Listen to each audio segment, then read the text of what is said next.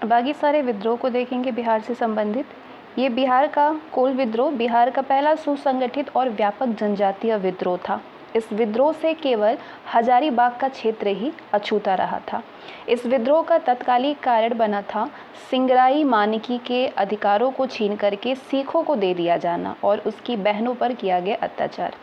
दिकुओं के द्वारा किया गया इस प्रकार के कुकृत्यों के कारण सिंगराई मानकी और सुरगा मुंडा ने अन्य आदिवासियों के साथ में मिलकर के विद्रोह का बिगुल फूंक दिया था। शीघ्र ही ये विद्रोह एक हिंसक रूप ग्रहण करके समस्त क्षेत्र में फैल गया और अंततः एक लंबे संघर्ष के बाद ये विद्रोह भी दबा दिया गया था। कोल विद्रोह के बाद में छोटा नागपुर की शासन व्यवस्था में महत्वपूर्ण परिवर्तन किए गए। अब इस क्षेत्र पर शासन के लिए भारत चार्टर अधिनियम 1833 के तहत विनियमन रेगुलेशन 13 का प्रावधान लागू किया गया। ये कानून के अंतर्गत छोटा नागपुर, खास पलामू, खड़गडीहा, रामगढ़ और कोरुंडा को पूर्व रामगढ़ जिला से अलग करके इन्हें जंगल महाल व ट्रिब्यूटरी महाल के एक गैर रेगुलेशन प्रांत के रूप में संगठित करके दक्षिण पश्चिम सीमांत एजेंसी का नाम दिया गया और इस प्रशासनिक क्षेत्र पर शासन की जिम्मेदारी गवर्नर जनरल को प्रतिनिधि को सौंपी गई। गवर्नर जनरल के प्रतिनिधि को सौंपी गई और इस पद पर प्रतिनियुक्त प्रथम प्रतिनिधि कैप्टन थॉमस विल्किंसन थे। ये वही विल्किंसन थे जिन्होंने कोल विद्रोह के दमन में अग्रणी भूमिका निभाई थी और आगे जनसाधारण में किसुन साहेब के नाम से प्रसिद्ध हुए थे। आगे विल्किंसन ने ही विल्किंसन रूल बनाया था, जिसे कि कोल्हान क्षेत्र में 1837 में लागू किया गया। अगला विद्रोह हुआ बिहार में संथाल विद्रोह। इस विद्रोह के मुख्य कारण थे जमींदारों के द्वारा लगान की अत्यधिक वसूली, महाजनों के द्वारा संथालों का शोषण, पुलिस व न्यायालय का पक्षपातपूर्ण व्यवहार और सरकार के द्वारा भागलपुर से बर्दवान के बीच में रेल बिछाने के कार्यों में संथालों से बेगारी करवाना। ये इस विद्रोह के प्रमुख कारण थे। इस विद्रोह का उद्देश्य था दिकुओं को भगाना, विदेशी शासन का अंत करना और अबुआ राज यानी कि अपना शासन स्थापित करना। 30 जून 1855 को भोगनाडीह साहिबगंज में संथाल प्रतिनिधि ने एकत्रित होकर के विद्रोह का निर्णय लिया। इस बैठक में सिदो को राजा, कान्हू के मंत्री, चांद को प्रशासक और भैरव को सेनापति चुना गया। सिदो को राजा, कान्हू को मंत्री, चांद को प्रशासक और भैरव को सेनापति। संथाल विद्रोह में महिलाओं ने भी हिस्सा लिया था, जिसका उदाहरण सिदो कान्हू की बहनों फूलो और झानो के रूप में मिलता है। इस विद्रोह का प्रसार भागलपुर से बर्दवान तक हो गया था। बरहैत विद्रोहियों का प्रमुख केंद्र था। बरहैत दामिने कोह में सिदो, कान्हू, चांद तथा भैरव ने, हजारीबाग में अर्जुन मांझी और भैरव मांझी ने और वीरभूमि में गोरा मांझी ने विद्रोह को नेतृत्व प्रदान किया था। विद्रोहियों ने महाजनों, दिकुओं और सरकारी भवनों को निशाना बनाया। इस विद्रोह के प्रति सरकार ने दमनकारी रुख अपनाया और अत्यधिक बर्बरता से विद्रोह एवं विद्रोहियों का दमन किया। सर्वप्रथम मेजन बरो को विद्रोह के दमन के लिए भेजा गया था, जिन्हें कि पीर पैंती के मैदान में संथालों ने पराजित किया। इस विद्रोह के दमन का मुख्य श्रेय कैप्टन अलेक्जेंडर को दिया जाता है और इस कार्य में उन्हें लेफ्टिनेंट थॉमसन और रीड ने सहयोग प्रदान किया था। कान्हू संघर्ष में मारा गया, फिर चांद एवं भैरव मारे गए और अंततः फरवरी 1856 में सीदो को पकड़ करके बरहैत में फांसी दे दिया गया। 1856 में इस विद्रोह के बाद 1858 में ईस्ट इंडिया कंपनी ने अपनी प्रशासनिक व्यवस्था में बड़े पैमाने पर परिवर्तन और सुधार किए।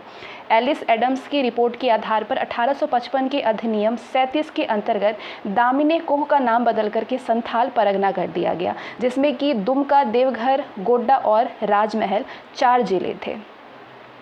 साथ ही 1860 में संथाल परगना काश्तकारी अधिनियम पारित करके संथालों के अधिकार फिर से बहाल कर दिए गए। संथाल परगना क्षेत्र में शासन के लिए एक कमिश्नर की नियुक्ति की गई। भागलपुर के कमिश्नर जॉर्ज यूल की सहायता से एक नया पुलिस कानून, जिसे कि यूल नियम कहते हैं, लाया गया 1856 में। इसके अंतर्गत पारंपरिक ग्राम प्रधान व्यवस्था को लागू करके आम सहमति के आधार पर ग्राम प्रधान को पुलिस शक्तियां दी गई। संथाल विद्रोह के महत्व को दर्शाते हुए कार्ल मार्क्स ने इसे भारत की प्रथम जन क्रांति माना, जो कि ब्रिटिश शासन को तो नहीं उखाड़ पाया लेकिन सफाहोर आंदोलन को जन्म देने के कारण अवश्य बन गया था। वर्तमान में झारखंड सरकार संथाल विद्रोह के सम्मान में 30 जून को हूल दिवस के रूप में मनाती है। 30 जून को झारखंड सरकार संथाल विद्रोह के सम्मान में हूल दिवस मनाती है, ध्यान रखिएगा। मुंडा विद्रोह, बिहार में इस विद्रोह की व्यापकता को देखते हुए इसे उलगुलान या महान हलचल की संज्ञा दी जाती है। 1899 से 1900 में हुए इस आंदोलन ने दक्षिण रांची सहित अन्य क्षेत्रों को भी प्रभावित किया था। चूँकि ये विद्रोह मुंडाओं का संगठित विद्रोह था तो इसलिए इसे मुंडा विद्रोह कहा जाता है। ये विद्रोह सामूहिक भूस्वामित्व व्यवस्था का जमींदारी भूस्वामित्व व्यवस्था में परिवर्तन के कारण घटित हुआ था, जिसका चरमोत्कर्ष बिरसा के धार्मिक राजनीतिक आंदोलन के रूप में हुआ था। बिरसा मुंडा का जन्म 15 नवंबर 1875 को रांची में हुआ था, जो कि अब खूंटी है। इस जिले के उलीहातू गांव में हुआ था। बिरसा के आरंभिक शिक्षक का नाम जयपाल और बिरसा के धार्मिक गुरु का नाम आनंद पांडे था, जो कि एक वैष्णव धर्मावलंबी थे। बिरसा के परिवार ने ईसाई धर्म को अपना लिया था। 1886 में जर्मन ईसाई मिशन के द्वारा संचालित बाईबासा के एक उच्च विद्यालय में बिरसा का दाऊद नाम से हुआ था दाखिला। आगे बिरसा ने ईसाई धर्म को त्याग दिया और आनंद पांडे के संपर्क में आए, जहां पे इन्होंने वैष्णव धर्म को जाना। उसके बाद बिरसा ने मुंडा, वैष्णव और ईसाई धर्म के दर्शनों का मिला जुला एक धर्म चलाया, जिसे कि लोगों ने बिरसा धर्म कहा और इनके अनुयायी बिरसाइत कहे गए। उन्होंने लोगों को साफ सुथरा रहने, नशाबंदी, सामाजिक कुरीतियों और अंधविश्वासों को त्यागने और सबसे बढ़कर के एकेश्वरवाद की ओर उन्मुख होने के लिए प्रेरित किया। बिरसा ने केवल सिंगा बोंगा की पूजा करने पर बल दिया। सिंगा बोंगा की 1895 में बिरसा को राजद्रोह के आरोप में गिरफ्तार कर लिया गया और हजारीबाग केंद्रीय कारागार में जुर्माना और 2 साल के कारावास की सजा दी गई। लेकिन 2 वर्षों के बाद 30 नवंबर 1897 के दिन बिरसा को रांची जेल से छोड़ दिया गया। रिहा होने के बाद बिरसा ने अपनी गतिविधियों को तेज कर दिया और मुंडाओं को हथियारबंद करना शुरू कर दिया। 25 दिसंबर 1899 को उलगुलान की आग सिंहभूम के चक्रधरपुर और रांची के खूंटी, करी, तोरपा, तमाड़, बसिया क्षेत्रों में भड़क उठी। विद्रोहियों ने ईसाइयों की भीड़ और गिरजाघरों पर हमला किया। प्रारंभ में निशाने पर सभी ईसाई धर्मावलंबी थे, लेकिन बाद में निर्दोषों की हत्या से बचने के उद्देश्य से केवल अंग्रेज अफसरों के खिलाफ कार्यवाही की गई। सरकार ने इस विद्रोह का कड़ाई से दमन किया। 9 जनवरी 1900 को डोंबारी से कुछ दूर सैल रेका पहाड़ी पर विद्रोहियों और अंग्रेजों में लड़ाई हुई, जिसमें कि कमिश्नर फार बेस और डिप्टी कमिश्नर स्ट्रेटफील्ड के हाथों विद्रोहियों की पराजय हुई। 3 मार्च 1900 को 500 रुपये के सरकारी इनाम के लालच में जीराकेल गांवों के लोगों ने बिरसा मुंडा के गुप्त स्थान के बारे में अंग्रेजों को जानकारी दे दिया और बिरसा को चक्रधरपुर से पकड़ लिया गया, सिंहभूम से। 1 जून 1900 को डिप्टी कमिश्नर ने ऐलान कर दिया कि बिरसा को हैजा हो गया है और 9 जून 1900 को बिरसा ने जेल में अंतिम सांस ली। इस विद्रोह का कारण था मुंडा खुंट कट्टी व्यवस्था को समाप्त करना, बैठ बेगारी प्रथा का प्रचलन करना, मिशनरियों के भ्रामक नीतियों और उनसे मुंडाओं का मोह भंग होना, पुलिस एवं कानून व्यवस्था से निराशा। तत्कालीन कारण 1894 का छोटा नागपुर का वन सुरक्षा अधिनियम था। विद्रोह के मुख्य उद्देश्य थे स्वतंत्र मुंडा राज्य की स्थापना करना, दीकुओं से अपनी भूमि वापस प्राप्त करके उन्हें अपने क्षेत्र से निकालना और ईसाई धर्म का विरोध करना, ये विद्रोह का मुख्य उद्देश्य था। इसके परिणाम हुए कि 1902 में गुमला और 1903 में खूंटी को अनुमंडल के रूप में स्थापित किया जाना, 1908 के छोटा नागपुर काश्तकारी अधिनियम पारित करके खुंट कट्टी अधिकारियों को अधिकारियों को पुनर्स्थापित करना, बंधुआ मजदूरी पर प्रतिबंध और भू राजस्व की दरें निर्धारित करना। विद्रोह के महत्वपूर्ण परिणाम हुए कि वर्ष 1902 में गुमला और वर्ष 1903 में खूंटी को अनुमंडल के रूप में स्थापित किया गया। 1908 में छोटा नागपुर काश्तकारी अधिनियम पारित किया गया। इस करके खुंटकट्टी अधिकारियों को पुनर्स्थापित करना और बंधुआ मजदूरी पर प्रतिबंध एवं भू राजस्व की दरें निर्धारित करना। इसके बाद अगला आंदोलन जो संबंधित है बिहार से वो है ताना भगत आंदोलन। ताना का शाब्दिक अर्थ होता है ताना या फिर खींचना। ये भगत अपनी खराब स्थिति को खींच करके दूर फेंकना और ये भगत अपनी खराब स्थिति को खींचकर दूर फेंकना और उन्नत स्थिति को प्राप्त करना चाहते थे भगत, इसलिए इन्हें ताना भगत और इनके आंदोलन को ताना भगत आंदोलन कहा गया है। ये आंदोलन अपने शुरुआती चरण में कुरुक धर्म के नाम से जाना गया था। कुरुक या फिर उरांव का ये मूल धर्म था। अप्रैल 1914 से उसने उरांवों में धार्मिक संबंधी कार्यों पर जोर दिया। उसने केवल धर्मोद्देश्य उरांवों के देवता की आराधना पर बल दिया। पशु बलि, मांस, मदिरा और कुरीतियों को त्याग पर बल दिया। जतरा भगत के नेतृत्व में ऐलान हुआ कि मालगुजारी नहीं देंगे, बेगारी नहीं करेंगे और कर नहीं देंगे।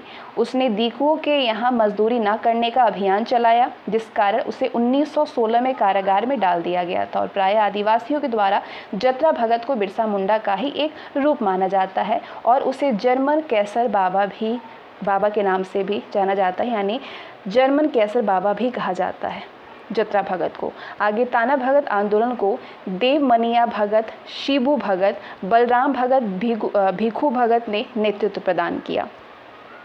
उन्होंने पलामू के राजा के समक्ष 4 सूत्री मांगे प्रस्तुत की। कौन कौन सी? उन्हें स्वशासन प्रदान किया जाए, राजपद समाप्त किया जाए, समानता स्थापित की जाए, भू राजस्व समाप्त किए जाए। पलामू के राजा ने ये चारों मांगों को ठुकरा दिया, लेकिन फिर भी ये मांगे जनजातीय आंदोलन में आए बदलावों को दर्शाती है। दिसंबर 1919 को तूरिया भगत और जीतू भगत ने चौकीदारी टैक्स और जमींदारों को मालगुजारी नहीं देने का आंदोलन चलाया, लेकिन समय बीतने के साथ साथ ताना भगत आंदोलन छींट पड़ने लगा और धार्मिक आंदोलन को राजनीतिक रंग में रंगने की आवश्यकता महसूस की जाने लगी। इसी समय ताना भगतों ने गांधी जी के बारे में सुना था और वो ये समझने लगे थे कि गांधी जी के रूप में जतरा भगत का पुनर्जन्म हुआ है। जब गांधी जी ने असहयोग आंदोलन शुरू किया था तो सिद्धू भगत के नेतृत्व में ताना भगत भी पहली बार भारतीय स्वतंत्रता आंदोलन में शामिल हुए थे। ताना भगतों ने शराब दुकानों पर धरना देकर के सत्याग्रह प्रदर्शनों में भाग लेकर के स्वतंत्रता आंदोलन में सक्रियता का परिचय दिया था। उन्होंने गांधी जी से प्रभावित होकर के चरखा एवं खादी वस्त्रों को भी अपनाया था। कांग्रेस के इतिहास में भी दर्ज है कि 1922 में कांग्रेस के गया अधिवेशन और 1923 में नागपुर सत्याग्रह में बड़ी संख्या में ताना भगत शामिल हुए थे। 1940 में कांग्रेस के अधिवेशन में ताना भगतों ने महात्मा गांधी को 400 रुपए की भेंट दी थी। 1857 का विद्रोह।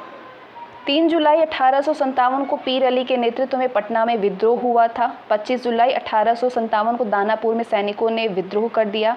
आरा, जगदीशपुर, भोजपुर जिला के जमींदार बाबू कुंवर सिंह ने विद्रोही सैनिकों का नेतृत्व 26 जुलाई को आरा में किया था।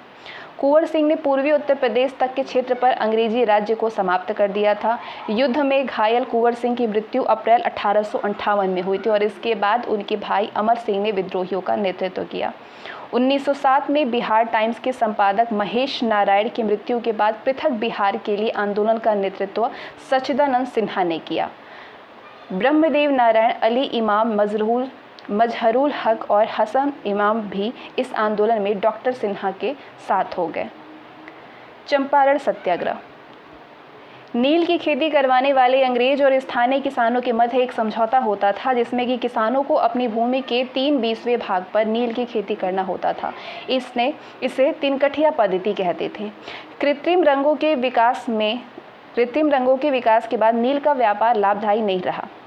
इस कारण अंग्रेज किसानों की भूमि छोड़ने लगे थे और बदले में मुआवजे की मांग कर रहे थे, जिसे कि देने में किसान असमर्थ थे। मुरली भरवा गांव के निवासी राजकुमार शुक्ल किसानों की समस्या लेकर के कांग्रेस के लखनऊ अधिवेशन 1916 में गांधी जी से मिले थे। इसके बाद वे कलकत्ता में भी गांधी जी से मिले। 10 अप्रैल 1917 को गांधी जी पटना पहुंचे। वहां से वो चंपारण पहुंचे। यहाँ पे मजिस्ट्रेट ने उन्हें वापस जाने को कहा, जैसे कि गांधी जी ने मानने से इनकार कर दिया। गांधी जी ने लगभग 8000 किसानों से वार्ता किया। पटना में गांधी जी मजहरुल हक से मिले और इसके बाद बागान मालिक संघ के सचिव जेम्स विल्सन से भी मिले थे। 15 अप्रैल को गांधी जी मोतिहारी पहुंचे। 22 अप्रैल को गांधी जी बेतिया पहुंचे। यहाँ वो हजारीमल धर्मशाला में रुके थे। गांधी जी के साथ राजकुमार शुक्ल, बज्रकिशोर प्रसाद, रामनवमी प्रसाद, राजेंद्र प्रसाद, जेबी कृपलानी, प्रभुदास आदि थे। चंपारण जांच समिति में श्रीमती कस्तूरबा, डॉक्टर देव, ब्रजकिशोर प्रसाद, धरनीधर प्रसाद, अनुग्रह नारायण सिंह, रामनवमी प्रसाद, डॉक्टर राजेंद्र प्रसाद, महाराजा कृत्यानंद सिंह, महात्मा गांधी और FG स्लाई आदि शामिल थे। 1918 में चंपारण एग्रेरियन एक्ट ने तीन कठिया कानून को समाप्त कर दिया। 24 मई 1918 को गांधी जी ने मोतिहारी आश्रम का शिलान्यास किया। 24 मई 1918 को खिलाफत आंदोलन, ये आंदोलन 1919-20 में हसन इमाम के नेतृत्व में पटना में चलाया गया था। असहयोग आंदोलन, डॉक्टर राजेंद्र प्रसाद, ब्रजकिशोर प्रसाद, मजहरुल हक, हसन इमाम, मोहम्मद शफी आदि प्रमुख नेताओं ने बिहार में असहयोग आंदोलन का नेतृत्व किया था। मदरलैंड नामक अखबार मजहरुल हक ने निकाला था। मदरलैंड अखबार मजहरुल हक ने निकाला था। 1 अगस्त 1920 से 12 फरवरी 1922 तक असहयोग आंदोलन चला था। 1922 में कांग्रेस का गया में अधिवेशन हुआ था, जिसके अध्यक्ष चित्तरंजन दास थे। किसान सभा, 1929 में स्वामी सहजानंद ने बिहार प्रांतीय किसान सभा की स्थापना की थी। कहाँ पे? सोनपुर के मेले में। स्वामी सहजानंद अध्यक्ष और श्री कृष्ण सिन्हा सचिव बने थे। 1936 में लखनऊ में अखिल भारतीय किसान सभा का गठन हुआ। अगला आंदोलन है बिहार से संबंधित बढ़ैया ताल या बकाश्त आंदोलन।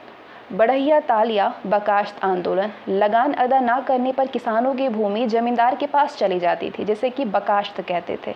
ठीक है, यह आंदोलन कार्योनंद शर्मा के नेतृत्व में मुंगेर में चलाया गया था 1937 से 1939 तक। नासिक जेल में 1933 में आचार्य नरेंद्र देव, जयप्रकाश नारायण आदि ने अखिल भारतीय समाजवादी संगठन बनाने की योजना बनाई थी। 1931 में पटना में बिहार सोशलिस्ट पार्टी की स्थापना हुई। 1934 में कांग्रेस सोशलिस्ट पार्टी की स्थापना हुई। सविनय अवज्ञा आंदोलन, 1929 में कांग्रेस के लाहौर अधिवेशन में पूर्ण स्वतंत्रता का प्रस्ताव पारित हुआ था। 26 जनवरी 1930 को स्वाधीनता दिवस मनाया गया। राजेंद्र प्रसाद ने महात्मा गांधी की सहमति से चौकीदारी कर की ना अदायगी का आंदोलन चलाया। बिपिन बिहारी वर्मा के नेतृत्व में सारण और चंपारण में नमक सत्याग्रह आंदोलन चलाया गया था। राजेंद्र प्रसाद और जेबी कृपलानी ने मोतिहारी में नमक कानून भंग किया। मुंगेर के बरही में सरकारी तंत्र निष्प्रभावी हो गया। भारत छोड़ो आंदोलन, 9 अगस्त 1942 को भारत छोड़ो आंदोलन शुरू हुआ था। ऑपरेशन 0 आवर चला करके सरकार ने सभी बड़े नेताओं को गिरफ्तार कर लिया था। 11 अगस्त को पटना सचिवालय कांड में कई छात्रों की जान चली गई थी। छात्रों के जुलूस पर जिलाधिकारी जी आर्चर ने गोली चलाई थी। राजेंद्र प्रसाद को बांकीपुर जेल में रखा गया था। आज़ाद दस्ते का गठन जयप्रकाश नारायण ने किया था। ध्यान रखिएगा, आज़ाद दस्ते का गठन जयप्रकाश नारायण ने किया था। आगे बिहार से संबंधित स्वतंत्रता प्राप्ति के बाद 9 दिसंबर 1946 को संविधान सभा के अध्यक्ष अस्थायी अध्यक्ष डॉक्टर सच्चिदानंद सिन्हा को बनाया गया था। 11 दिसंबर 1946 को डॉक्टर राजेंद्र प्रसाद अध्यक्ष चुने गए। 2 जनवरी 1946 को श्री कृष्ण सिन्हा के नेतृत्व में बिहार में प्रांतीय सरकार का गठन हुआ। 26 जनवरी 1950 को संविधान लागू हुआ और बिहार भारत संघ के एक राज्य के रूप में शामिल हुआ। इसमें तो ये पूरा इतिहास के बारे में, प्राचीन, मध्यकालीन और हम लोगों ने आधुनिक सारे इतिहास को, जो बिहार से संबंधित जितने विद्रोह हुए थे, बिहार के जितना नेता से संबंधित चीज़ें थी, वो सारे हम लोगों ने कवर कर दिया है। आगे बढ़ते हैं, बिहार के भूगोल के बारे में जानेंगे। बिहार जो है ये 83 डिग्री 90 मिनट 50 सेकेंड पूर्व से 88 डिग्री 17 मिनट 40 सेकेंड पूर्व देशांतर के मध्य स्थित है। भारत के पूर्वी भाग में अवस्थित बिहार का क्षेत्रफल है 94,163 किलोमीटर स्क्वायर, जिसका देश के कुल भौगोलिक क्षेत्रफल में लगभग 2.86% हिस्सा है। अब इस चीज़ को बहुत ध्यान से आप समझिएगा। बिहार क्षेत्रफल की दृष्टि से भारत का 12वां सबसे बड़ा राज्य है, जम्मू और कश्मीर के पुनर्गठन के बाद। राज्य और केंद्र शासित प्रदेशों में समग्र रूप से 13वां स्थान है, लद्दाख केंद्र शासित प्रदेशों को शामिल करने के बाद। बिहार की भूगर्भिक संरचना को देख लीजिए। चट्टानों के प्रकार हैं ये, और इस चट्टानों में कौन कौन से क्षेत्र आते हैं। धारवाड़ चट्टान में आपके दक्षिण पूर्व बिहार आता है, जैसे कि मुंगेर, जमुई, नवादा। धारवाड़ चट्टानों में यहाँ से अभ्रक के निक्षेप पाए गए हैं। धारवाड़ चट्टानों में विंध्यन में आपके कौन कौन से क्षेत्र आते हैं बिहार के इस चट्टान की तरफ। दक्षिण पश्चिम बिहार, कैमूर और सोन नदी घाटी आती है रोहतास में। टर्शियरी चट्टान जो है, इससे संबंधित क्षेत्र हैं। ये जो चट्टान है ये बिहार के हिमालयी तराई क्षेत्र में है, मुख्यतः पश्चिम चंपारण में। क्वाटरनरी चट्टान हिमालय और छोटा नागपुर पठारी क्षेत्र के भागों में है। बिहार के अधिकांश भागों में यही चट्टान पाई जाती है, क्वाटरनरी, ध्यान रखिएगा। भू आकृति विभाजन। बिहार को मुख्यतः 3 भू आकृति प्रदेशों में बांटा जा सकता है। कौन कौन से? शिवालिक श्रेणी, बिहार का मैदान और दक्षिणी पठारी क्षेत्र। बिहार की सोमेश्वर श्रेणी और शिवालिक श्रेणी का निर्माण एक ही काल में हुआ था, प्लिस्टोसीन काल में। शिवालिक श्रेणी का विस्तार बिहार में पश्चिम चंपारण के उत्तरी भाग में हुआ। इसे रामनगर, दून, सोमेश्वर श्रेणी और हरहा घाटी के रूप में उप विभाजित किया जा सकता है। सोमेश्वर श्रेणी का विस्तार पश्चिम चंपारण जिले में है, जिसकी सर्वोच्च चोटी फोर्ट सोमेश्वर 880 मीटर यानी कि लगभग 2884 फीट ऊंचा है। इस क्षेत्र में सोमेश्वर, भिकनाठोरी, कापन और हरहा प्रमुख दर्रे हैं, जिनसे कि भारत और नेपाल के बीच में संपर्क मार्ग बनती है। बिहार के मैदान को 2 भागों में बांटा जा सकता है, गंगा का उत्तरी मैदान और गंगा का दक्षिणी मैदान। गंगा का मैदान, इसका क्षेत्रफल 90,650 वर्ग किलोमीटर में है, जो कि बिहार के कुल क्षेत्रफल का 96.27% है। ये मैदान उत्तर में शिवालिक श्रेणी से लेकर के दक्षिण में छोटा नागपुर पठार तक फैला हुआ है। भूगर्भिक दृष्टि से ये मैदान अग्रभीर है, 4 डीप है, ठीक है। गंगा का उत्तरी मैदान गंगा में उत्तर दिशा से मिलने वाली सहायक नदियों के अवक्षेप से बना हुआ है, जबकि गंगा का दक्षिणी मैदान गंगा में दक्षिण दिशा से मिलने वाली सहायक नदियों के अवक्षेप से बना हुआ है। उत्तरी मैदान का विस्तार पश्चिम और पूर्वीय चंपारण तराई क्षेत्र में समस्तीपुर, बेगूसराय, सहरसा, कटिहार आदि जिलों में है। बिहार के उत्तरी गंगा के मैदान में प्राकृतिक रूप से जलमग्न भूभाग पाया जाता है, जिसे कि चौर या मन कहा जाता है। चौर का उदाहरण है पश्चिम चंपारण का लखनी चौर, पूर्वी चंपारण का बहादुरपुर और सुंदरपुर चौर आदि। दक्षिणी मैदान गया, राजगीर, गिरियक, बराबर, खड़गपुर, शेखपुरा, जमालपुर, बिहार शरीफ आदि पहाड़ियों से घिरा हुआ त्रिभुजाकार मैदान है, दक्षिणी मैदान। इस क्षेत्र में टाल, जो कि जहाँ पे निम्न भूमि है, टाल क्षेत्र पाए जाते हैं, जिनका विस्तार पटना से लखीसराय तक है। इस टाल क्षेत्र में बहड़िया और मोकामा टाल क्षेत्र प्रसिद्ध हैं। गंगा के मैदान में बाढ़ क्षेत्र में बनने वाली विशिष्ट आकृति क्षेत्र दियारा भूमि है। उत्तरी गंगा मैदान में चौर और मन की आकृति पाई जाती है। दक्षिणी पठारी क्षेत्र, ये पश्चिम में कैमूर से लेकर के पूर्व में बांका तक विस्तृत है। ये नीस, शिस्ट और ग्रेनाइट चट्टानों से बना है। इसके अंतर्गत रोहतास और कैमूर जिले में कैमूर का पठार है, जहाँ पे बलुआ पत्थर मिलते हैं। गया, मंदार बराबर और जेवियन की पहाड़ियाँ, राजगीर और शेखपुरा पहाड़ियाँ, बिहार शरीफ, मुंगेर और जमालपुर की पहाड़ियाँ हैं। सोन नदी कैमूर के पठार को छोटा नागपुर के पठार से अलग करती है। ठीक है। बिहार की प्रमुख नदियां कौन कौन सी हैं उनके बारे में हम जानेंगे। बिहार में 3.52 हेक्टेयर में जल क्षेत्र का विस्तार है, जो कि राज्य के कुल भौगोलिक क्षेत्रफल में 3.8% हिस्सा है। कर्मनाशा, गंडक और घाघरा नदियां उत्तर प्रदेश और बिहार के मध्य सीमा रेखा तक निर्धारित करती है। कर्मनाशा, गंडक और घाघरा नदियां उत्तर प्रदेश और बिहार के मध्य सीमा रेखा निर्धारित करती है। बिहार की सीमा में बहने वाली नदियों में सबसे बड़ी नदी है गंगा नदी।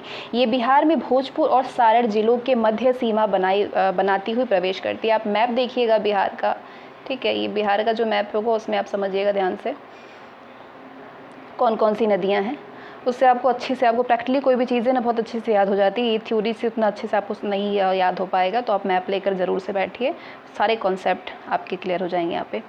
तो ये बिहार में भोजपुर और सारण जिलों के मध्य सीमा बनाती हुई प्रवेश करती है। गंगा की सहायक नदियों में गंडक, सोन, ठीक है, ये है ना, गंडक, सोन, पुनपुन, घाघरा, सरयू, कोसी, महानंदा इत्यादि प्रमुख है। अन्नपूर्णा पहाड़ी से निकल करके गंडक नदी नेपाल होते हुए उत्तर बिहार के हाजीपुर और सोनपुर नामक नगरों से बहती हुई मुजफ्फरपुर और सारण जिलों की सीमा बनाती हुई गंगा में मिलती है। ठीक है। अन्नपूर्णा पहाड़ी से निकलकर गंडक नदी नेपाल होते हुए उत्तर बिहार के हाजीपुर और सोनपुर नामक नगरों से बहती हुई मुजफ्फरपुर और सारण जिलों की सीमा बनाती हुई गंगा में जाकर के मिलती है। ठीक है। सोमेश्वर की पहाड़ियों से निकल करके बूढ़ी गंडक पश्चिम चंपारण, पूर्व चंपारण, मुजफ्फरपुर, समस्तीपुर और बेगूसराय जिलों में बहती हुई खगड़िया में गंगा में जाके मिलती है और इसे गंगा की 7 धाराओं में से एक मानी जाने वाली गंडक नदी का प्रतिरूप माना जाता है। ठीक है। सोमेश्वर को इसे गंगा की 7 धाराओं में एक मानी जाने वाली गंडक नदी का प्रतिरूप माना जाता है और इसे शुरुआत में सिकराना नदी के नाम से भी जाने जाते हैं। बाणगंगा, हरहा, मनियरी इसकी प्रमुख सहायक नदियां हैं। बाणगंगा, हरहा, मनियरी। हिमालय की महाभारत श्रेणियों से निकल करके बागमती नदी बाढ़ के दिनों में अक्सर अपना प्रवाह मार्ग बदलती है। हिमालय की महाभारत श्रेणियों से निकल करके बागमती नदी बाढ़ के दिनों में अक्सर अपना प्रवाह मार्ग बदल देती है, जिससे ये दरभंगा, मधुबनी और मुजफ्फरपुर जिलों में अत्यधिक जानमाल की हानि होती है। लाखनदेई, चकनाहा, लाल पकिया, जमुने, बागमती, कोला इसकी प्रमुख सहायक नदियां हैं। नेपाल के सप्तकोशिकी से निकलने वाली कोसी नदी अपना मार्ग बदलने के लिए कुख्यात है। इस नदी को बिहार का शोक या फिर बिहार का अभिशाप भी कहते हैं। ये गंगा से मिलने के पूर्व स्वयं डेल्टा बनाती है। कोसी नदी अमरकंटक से निकल करके सोन नदी झारखंड के पलामू और बिहार के रोहतास, औरंगाबाद, भोजपुर और पटना जिलों की सीमा बनाती हुई पटना के निकट गंगा में मिलती है। फल्गु नदी छोटा नागपुर के पठार से निकलती है। गया के निकट इसका विशाल पाट है। बिहार के बेगूसराय में कांवर झील एशिया की सबसे बड़ी शुद्ध जल की झील है। बिहार के बेगूसराय में कांवर झील एशिया की सबसे बड़ी शुद्ध जल की झील है। आर्द्रभूमि स्थल है ये। चलिए आगे बढ़ते हैं। नदी है और ये नदी का उद्गम कहाँ से होता है, मुहाना कहाँ पे है, मतलब संगम कहाँ पे बनाती है, कहाँ पे जाकर के मिलती है और क्या विशेषताएं हैं इसकी, कौन कौन सी सहायक नदियाँ हैं, वो सारे आपके इस चार्ट में तैयार हो जाएंगे। गंगा नदी ये गंगोत्री के गोमुख से निकलती है, उत्तराखंड में जाके बंगाल खाड़ी में मिलती है, इसका मुहाना है। पटना, बक्सर, मोकामा, भागलपुर, मुंगेर जिले गंगा के तट पर स्थित हैं। भोजपुर और सारण जिलों के बीच सीमा बनाते हुए गंगा नदी बिहार में प्रवेश करती है। घाघरा नदी का उद्गम स्थल है तिब्बत का पठार में मापचा चुंगो ग्लेशियर। मुहाना है। गंगा नदी रेवीलगंज सारण में संगम बनती है। गुथानी सिवान के समीप बिहार में प्रवेश करती है। घाघरा नदी बिहार और उत्तर प्रदेश की सीमा का निर्धारण करती है। इस नदी की लंबाई 917 किलोमीटर है। गंडक नदी, उद्गम स्थल है गंडक का नेपाल हिमालय से अन्नपूर्णा पर्वत और धौलागिरी पर्वत की श्रेणी के समीप। गंगा नदी इसका संगम स्थल है, मुहाना है। नेपाल में सप्तगंडकी के नाम से गंडक को जाना जाता है, प्रसिद्ध है सप्तगंडकी के नाम से। इसकी 7 प्रमुख सहायिकाएँ हैं, ठीक है, इस नदी के, गंडक नदी के। कौन कौन से? त्रिशूली, बूढ़ी गंडक, मत्स्यांगंदी, सेती, दरौंदी, मादी और काली गंडक, ठीक है। कौन कौन से? त्रिशूली, बूढ़ी गंडक, मत्स्यांगदी, सेती, दरौंदी, मादी और काली गंडक। नारायणी शालिग्रामी के नाम से भी ये प्रसिद्ध है गंडक नदी। इस नदी की लंबाई 640 किलोमीटर है। हाजीपुर, सोनपुर, मुजफ्फरपुर तट पर बसे नगर हैं गंडक के किनारे। अगली नदी है बूढ़ी गंडक। बूढ़ी गंडक का उद्गम स्थल है चौतरबा और बिशंबरपुर, पश्चिम चंपारण। मुहाना गंगा नदी है, खगड़िया के निकट। बूढ़ी गंडक की लंबाई है लगभग 320 किलोमीटर। मसान, बलौर, पंडई, सिक्का, तिलवे, तिऊर, धनौती, कोहरा, दंदा आदि गंडक, बूढ़ी गंडक की सहायक नदियां हैं। सहायक नदी पूछी जाती है, इसलिए आप इस चीज़ को ध्यान रखिएगा, खासकर कि गंगा, सरयू। मसान, बलौर, पंडई, सिक्ता, तिलवे, तिऊर, धनौती, कोहरा, दंदा, ये बूढ़ी गंडक की सहायक नदियां हैं। बाढ़ के दिनों में बूढ़ी गंडक मार्ग बदल देती है, बाढ़ के दिनों में। बागमती का उद्गम स्थल है शिवपुरी श्रेणी, हिमालय, नेपाल से। मुहाना संगम बनाती है कोसी नदी पे बदलाघाट में। बागमती की कुल लंबाई है 589 किलोमीटर। कमला नदी का उद्गम स्थल है महाभारत श्रेणी, सिंधुलिया गढ़ी, नेपाल से। संगम बनाती है बागमती में बदलाघाट के पास। मिथिला क्षेत्र की प्रसिद्ध नदी है कमला नदी। मैनावती, धौरी, बलान मुख्य सहायिका नदी हैं इसके, ध्यान रखिएगा। मैनावती, धौरी, बलान जो है इस नदी की सहायक नदियां हैं। इन नदियों से मिलने के बाद कमला बलान हो जाता है इसका नाम, ठीक है। कमला नदियाँ जो है इन सहायक नदियों से मिलने के बाद इसका नाम कमला बलान हो जाता है।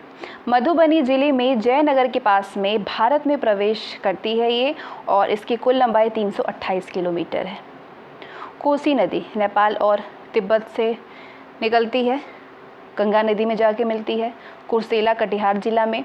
अरुण, सुनकेसी और तमूर कोसी नदी के संगम से कोसी बनती है हिमालय क्षेत्र से, ठीक है। भारतीय सीमा में हनुमान नगर के समीप से ये प्रवेश करती है नेपाल से। मार्ग परिवर्तन के लिए कोसी नदी कुख्यात है, बिहार का शोक कहा जाता है इसको। महानंदा का उद्गम स्थल है दार्जिलिंग। संगम गंगा नदी में गोडागारी घाट पे बांग्लादेश में। महानदी दार्जिलिंग से निकलती है, महानंदा जो है ये दार्जिलिंग से निकलती है। उत्तर दिनाजपुर बिहार के किशनगंज मालदा होते हुए बांग्लादेश में गंगा नदी से जाकर के मिलती है महानंदा नदी, और इस नदी की लंबाई है 360 किलोमीटर, ठीक है। सोन नदी मैकाल पर्वत से निकलती है अमरकंटक श्रेणी से मध्य प्रदेश से, और जाकर के गंगा नदी में मिलती है पटना के निकट। इसकी लंबाई है 784 किलोमीटर। मध्य प्रदेश, उत्तर प्रदेश, झारखंड, बिहार में प्रवाहित होती है। सोन नदी की मुख्य सहायिका नदियां हैं बनास, गोपद, रिहन, कन्हार और उत्तरी कोयल आदि। पुनपुन नदी छोटा नागपुर पठार से निकलती है पलामू झारखंड से, गंगा नदी में जाके मिलती है फतुहा पटना में। कर्मनाशा नदी कैमूर पर्वत से निकलती है और जाकर गंगा नदी में मिलती है चौसा में। उत्तर प्रदेश और बिहार के बीच में ये सीमा बनाती है। बिहार में इसे अशुभ या अपवित्र नदी भी माना जाता है कर्मनाशा को, ठीक है। कहते हैं कि सारे लोग के कर्म नाशा में जो भी हो, एनीवेज चलिए। अजय ये जो है देवघर से में निकलती है, देवघर झारखंड से, और जाकर के भागीरथी में जाके मिल जाती है पश्चिम बंगाल में। बिहार के मुंगेर जिले में प्रवाहित होती है अजय नदी। किऊल नदी तीसरी पहाड़ी क्षेत्र से निकलती है खड़गडीहा गिरिडीह झारखंड से, और गंगा नदी में जाकर मिलती है सूरजमल में लखीसराय में। बिहार और झारखंड में प्रवाहित होती है किऊल नदी। जमुई लखीसराय किऊल नगर तट पर है। फल्गु नदी लीलाजन निरंजना और मोहान के संगम से निकलती है गया बिहार से और पुनपुन नदी में जाकर के मिलती है। बौद्धों और हिंदुओं के लिए महत्वपूर्ण है फल्गु नदी। पितृपक्ष के दौरान पिंडदान के लिए फल्गु नदी बहुत ही महत्वपूर्ण है, ठीक है, प्रसिद्ध है। आगे बढ़ते हैं। कावरतला कांवर झील को 21 जुलाई 2020 को रामसल आर्द्र भूमि स्थल में घोषित किया गया है। कावरताल को 21 जुलाई 2020 को रामसर आर्द्र भूमि स्थल के रूप में घोषित किया गया है। ये 26.20 वर्ग किलोमीटर क्षेत्र में विस्तृत है। गंगा नदी में उत्तर दिशा से मिलने वाली कौन कौन सी नदियां हैं? घाघरा है, गंडक, बूढ़ी गंडक, बागमती, कमला बलान, कोसी, महानंदा आदि। ये सारे ही नदियाँ उत्तर दिशा में मिलने वाली नदियाँ हैं गंगा से। गंगा नदी में दक्षिण दिशा से मिलने वाली कौन कौन सी नदियाँ हैं? कर्मनाशा है, सोन है, पुनपुन है, फल्गु है और किऊल है। अब आगे हम लोग महत्वपूर्ण जलकुंड को देखेंगे बिहार के। इनका उद्गम स्थल कहाँ कहाँ पे है? ब्रह्मकुंड का उद्गम स्थल है राजगीर में। ये सबसे अधिक गर्म है, ये चीज़ आप ध्यान रखिए, पूछा जाता है सबसे अधिक गर्म जलकुंड कौन सा है, तो ब्रह्मकुंड है, ठीक है। सप्तधारा या सतधरा कहाँ से ये जलकुंड निकलती है? राजगीर से। सूर्यकुंड राजगीर से, मखदूम कुंड राजगीर से, ऋषिकुंड मुंगेर उद्गम स्थल है ऋषिकुंड का, सीता कुंड का मुंगेर है, लक्ष्मण कुंड का मुंगेर है, रामेश्वर कुंड का मुंगेर है, ठीक है। एक बार में और याद कर लेते हैं इसको। ब्रह्मकुंड राजगीर इसका उद्गम स्थल है और सबसे अधिक गर्म है। सप्तधारा का उद्गम स्थल है राजगीर, सूर्यकुंड, सप्तधारा और मखदूम कुंड का राजगीर उद्गम स्थल है।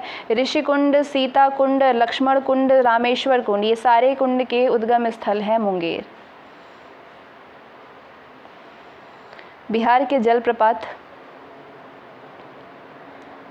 तिलहार कुंड कैमूर जिला में है। दुर्गावती नदी के समीप कैमूर पठार पर अवस्थित है तिलहार कुंड और इसकी ऊंचाई है 80 मीटर। तिलहार कुंड जलप्रपात की ऊंचाई है 80 मीटर। करकटगढ़ कैमूर जिला में है। कैमूर पर्वत श्रृंखला पर उत्तर प्रदेश सीमा के निकट है करकटगढ़। अगला जलप्रपात है ककोलत। ये ककोलत जिला नवादा में, ककोलत पहाड़ी पर अवस्थित है। ऊंचाई है इसकी 150 से 160 फीट। तूतला प्रपात सासाराम में है, तूतला भवानी मंदिर के निकट। मजहर कुंड सासाराम में है। ताराचंदी कैमूर पहाड़ी में। धुआं कुंड सासाराम में है। सासाराम में ये 3 प्रपात हैं, तूतला प्रपात, मजहर कुंड, धुआं कुंड। तूतला प्रपात तूतला भवानी के निकट, मजहर कुंड ताराचंदी के और धुआं कुंड मजहर कुंड के निकट धोबा नदी पर है। 30 मीटर इस कुंड की ऊंचाई है धुआं कुंड की। आगे आप इस मैप के ज़रिए भी समझ सकते हैं झील, प्रपात और कुंड। इससे आप समझेंगे तो चीज़ें आपको ज़्यादा अच्छे से याद हो जाएंगी। कौन कौन से झील है, कौन कौन से जलप्रपात, कौन कौन से कुंड बिहार से संबंधित है। वैशाली में बैरल झील है, ठीक है, वैशाली में आपके बैरल झील है। बेगूसराय में कावरताल है और ये आपने अभी ऊपर जाना कि इसको रामसर आर्द्र भूमि स्थल में शामिल किया गया है। प्रथम रामसर आर्द्र भूमि स्थल है ये बिहार में, बेगूसराय, ठीक है। नालंदा में ब्रह्मकुंड है और ये आप जानते हैं कि ये सबसे गर्म कुंड है राजगीर में। सूर्य कुंड भी आपके नालंदा में ही है। मखदूम कुंड राजगीर में। घोड़ा कटोरा झील है और पांडु पोखर है, ठीक है। इधर आते हैं तो कैमूर में तलहार कुंड जलप्रपात है और करकट गढ़ प्रपात है, ठीक है। कौन कौन से? तलहार कुंड जलप्रपात, करकटगढ़ जलप्रपात कैमूर भभुआ में है। मुंगेर में ऋषि कुंड है, ठीक है। मुंगेर में ऋषि कुंड है, सीता कुंड है, लक्ष्मण कुंड है, रामेश्वर कुंड है। ये चारों ही कुंड आपके मुंगेर में आते हैं, ठीक है। गया में तपोवन है, गर्म जल कुंड, तपोवन गर्म जल कुंड है जो कि गया में है। रोहतास में तुतला प्रपात है, मंझर कुंड है, धुआं कुंड जलप्रपात है, कशीश जलप्रपात है। ये सारे आपके रोहतास में हैं। कटिहार में गोगा बिल झील है। क्या है? गोगा बिल झील है कटिहार में। तो ये बिहार से संबंधित सारे जलप्रपात, झील, कुंड हैं। आगे बढ़ते हैं। बिहार में कुल जल क्षेत्र 3.52 लाख हेक्टेयर है, जो कि कुल भौगोलिक क्षेत्रफल का 3.8% है। बिहार में पिछले 10 वर्षों के दौरान बिहार में सकल सिंचित क्षेत्र में कुल मिलाकर के लगातार वृद्धि हुई है। सकल सिंचित क्षेत्र में सिंचित क्षेत्र 2009-10 में 44.33 लाख हेक्टेयर था, जो कि 2.12% की वार्षिक दर से बढ़कर के 18-19 में 54.93 लाख हेक्टेयर हो गया। नलकूप सिंचाई का मुख्य स्रोत है, जो कि कुल सिंचित क्षेत्र के 63.5% की सिंचाई के लिए जिम्मेदार है। 18-19 में नहरों से सिंचाई का क्षेत्रफल 16.6 लाख हेक्टेयर था, जो कि कुल सिंचित क्षेत्र का 30.2% था। 2009-10 में नहरों से सिंचित क्षेत्र 10.58 लाख हेक्टेयर ही था। नहरों से सिंचाई के क्षेत्रफल में वृद्धि अत्यंत प्रशंसनीय है। बिहार की मिट्टियाँ, नदी, झील, जलप्रपात, मिट्टी, मतलब भूगोल के मैक्सिमम क्वेश्चन जो है इधर से होते हैं। बिहार की मिट्टी जान लीजिए। गंगा के उत्तरी मैदान में पर्वतपदीय चुनेदार पत्थर हैं, मिट्टी हैं। ठीक है, ये गंगा के उत्तरी मैदान में कौन कौन सी मिट्टियाँ हैं?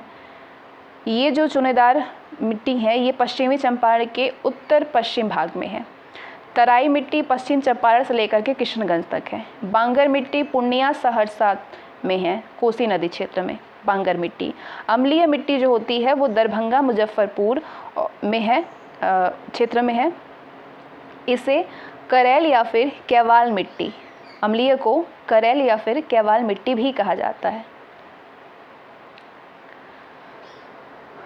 बलसुंदरी में जिले में बलसुंदरी मिट्टी जो है ये पूर्णिया के दक्षिणी भाग से सहरसा, दरभंगा और मुजफ्फरपुर के दक्षिणी भाग तक, सारण और चंपारण के कुछ भाग में ये मिट्टी पाई जाती है, बलसुंदरी। खादर मिट्टी नवीन जलोढ़ मिट्टी है, खादर मिट्टी। अब गंगा के दक्षिणी मैदान में कौन कौन सी मिट्टियाँ होती हैं? लाल मिट्टी होती है, बलथर होता है, लाल बलुई होता है। लाल मिट्टी बक्सर से पीर पैंती तक होता है। पटना, मुंगेर और भागलपुर में अधिकता होती है लाल मिट्टी, लाल नहीं, टाल मिट्टी। ठीक है, टाल मिट्टी, प्रोनाउंसिएशन में गड़बड़ हो गया, टाल मिट्टी। बलथर मिट्टी आपके कैमूर पठार, राजमहल की पहाड़ियाँ, छोटा नागपुर के पठारी क्षेत्र के निकट, पहाड़ी क्षेत्र के निकट ये बल पत्थर पाया जाता है, बलथर मिट्टी पाई जाती है। लोहा का अंश अधिक होने के कारण इसका रंग जो है वो लाल होता है। ठीक है। लाल बलुई ये कैमूर और रोहतास के पठारी भाग में है। मोटे अनाजों की खेती के लिए लाल बलुई मिट्टी बहुत उपयुक्त होती है। तालाबों से सिंचाई के क्षेत्रफल में मामूली वृद्धि हुई है, जो कि 2009-10 में 86 लाख हेक्टेयर से 2018-19 में 115 लाख हेक्टेयर हो गया। सर्वाधिक 3.4 लाख हेक्टेयर सकल सिंचित क्षेत्र रोहतास जिले में था और सबसे कम 0.26 लाख हेक्टेयर शिवहर जिले में है। तो गौरतलब है कि नहरों से सिंचाई के मामले में भी 2.56 लाख हेक्टेयर के साथ रोहतास शीर्ष पर था, जिसके बाद पश्चिम चंपारण और औरंगाबाद का स्थान है। पश्चिम चंपारण में 1.85 लाख हेक्टेयर, औरंगाबाद में 1.50 लाख हेक्टेयर, 1.5 लाख में। राज्य में नहरों से कुल सिंचाई में 3 जिलों का संयुक्त हिस्सा लगभग, तीनों ही जिलों का 35.6% था लगभग हिस्सा।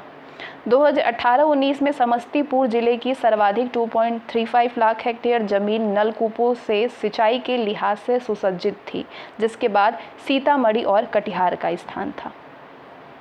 2009-10 में सकल शस्य क्षेत्र के साथ में सकल सिंचित क्षेत्र का अनुपात 60.8% था, जो कि 2018-19 में बढ़कर के 74.2% हो गया। सिंचित क्षेत्र बढ़ने से फसल सघनता में भी काफ़ी सुधार हुआ, जो कि 2009-10 के 136.8% से 2018-19 में 143.3% हो गई। 19-20 में इन योजनाओं के जरिए सृजित कुल सिंचाई क्षमता 21.48 लाख हेक्टेयर था। 2019-20 में दुर्गावती जलाशय योजना, चाकन सिंचाई योजना, निचली किऊल नदी घाटी परियोजना का आधुनिकीकरण हुआ। नौमा सिंचाई योजना की पुनर्स्थापना। लखीसराय जिले में गेट युक्त चेक डैम का पुनर्निर्माण हुआ। लवाइच रामपुर बराज योजना के तहत अतिरिक्त कमांड क्षेत्र में सिंचाई क्षमता का निर्माण जैसी योजनाओं का क्रियान्वयन करके नई सिंचाई क्षमता हासिल की गई। आगे बढ़ते हैं। ये बिहार में सिंचाई क्षमता की स्थिति है, ठीक है। तो फिलहाल आपको सिर्फ 19-20 की जानने की ज़रूरत है, ठीक है। बाकी ये कंपैरिजन के लिए होते हैं। आप पॉज करके देखना चाहते हैं आंकड़े तो देख सकते हैं, इतना आंकड़े पूछे नहीं जाते हैं। तो वृहद और मध्यम सिंचाई की बात करें तो इसका 2017-18 में चरम क्षमता था 53.53, सृजित क्षमता था 36.55, प्रयुक्त क्षमता है 23.80 18 में, जो कि अब आपको जैसे कि मैंने बताई 19-20 की ज़्यादा ज़रूरी है। 19-20 में सृजित क्षमता आपके 36.89 है, प्रयुक्त जो क्षमता भी है 25.82 है। वृहद और मध्यम सिंचाई का लघु सिंचाई के लिए जो सृजित की गई है वो 43.58 है और जो प्रयुक्त है वो 39.22 है। भूतल सिंचाई सृजित है 9.37% में लाख हेक्टेयर में, और जो प्रयुक्त क्षमता है वो 8.43 है। भूजल सिंचाई 34.21 सृजित है और प्रयुक्त कितनी है अभी 30.79। तो इसका योगफल आप याद रखिएगा, सृजित क्षमता और प्रयुक्त क्षमता कितने लाख हेक्टेयर में 2019-20 में 80.47 सृजित क्षमता है और प्रयुक्त क्षमता 65.04 है। वृहद और मध्यम सिंचाई के तहत सिंचाई क्षमता का सृजन योजना का नाम है और इस योजना के तहत कितनी सृजित सिंचाई की क्षमता है, कितने हेक्टेयर में है। दुर्गावती जलाशय योजना के तहत 400 हेक्टेयर में है। चाकन सिंचाई योजना 2551 हेक्टेयर में है। निचली किऊल नदी घाटी परियोजना के आधुनिकीकरण के तहत दाई मुख्य नहर और नंदनामा उप वितरणी की लाइनिंग के साथ में कुंदरवियर का बराज में परिवर्तन कितने हेक्टेयर में है। इसकी सृजित सिंचाई क्षमता 6922 हेक्टेयर में है। लखीसराय जिले के हलसी प्रखंड में नौमा सिंचाई योजना की पुनः स्थापना और इसके ढांचे का निर्माण 3000 हेक्टेयर में इसकी क्षमता है। लखीसराय जिले के सूर्यगढ़ा प्रखंड में मानिकपुर गांव के समीप एक लेन वाले पुल के निर्माण के साथ में गेट युक्त चेक डैम का पुनर्निर्माण सृजित सिंचाई क्षमता है इसकी 400 हेक्टेयर में। लखीसराय जिले के सूर्यगढ़ा प्रखंड में रामपुर चंदनपुर ग्राम पंचायत में सिंचाई सुविधा सुनिश्चित करने के लिए जोरे पैन और बहराइन पैन तथा समदा आहर में चहका का पुनर्निर्माण के सृजित सिंचाई क्षमता है 1000 हेक्टेयर में। लखीसराय जिले के सूर्यगढ़ प्रखंड में सलेमपुर पूर्वी अथवा पश्चिमी, गोपालपुर और जक्कनपुरा ग्राम पंचायतों में सिंचाई सुविधा सुनिश्चित करने के लिए सलेमपुर खानपुर पैन का जीर्णोद्धार कितने हेक्टेयर में, इसका क्षमता है 1200 हेक्टेयर में। लखीसराय जिले के सूर्यगढ़ा प्रखंड में कसना नदी, बैजू सोता और किरणपुर पैन में ढांचा निर्माण और तली की सफाई क्षमता 1250 हेक्टेयर में।